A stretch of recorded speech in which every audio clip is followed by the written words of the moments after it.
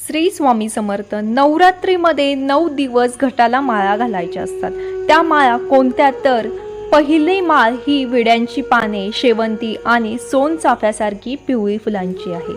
दुसरी माळ अनंत मोगरा, चमेली किंवा तगर ही पांढरी फुलांची आहे. तिसरी माळ ही निळू, गोकर्ण किंवा कृष्णकमळाची फुले यांची आहे.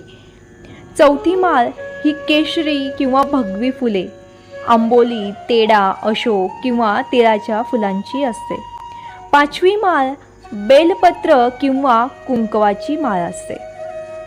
सहावी माळ कर्दळाची फुले. सातवी माळ झेंडू किंवा नारंगी फुले. आठवी माळ तांबडी फुले, कमळ, जास्वंद, कनेर, गुलाब यांसारखी फुले. नववी माळ तुळशीची पाने आणि कुंकवाची माळ असते.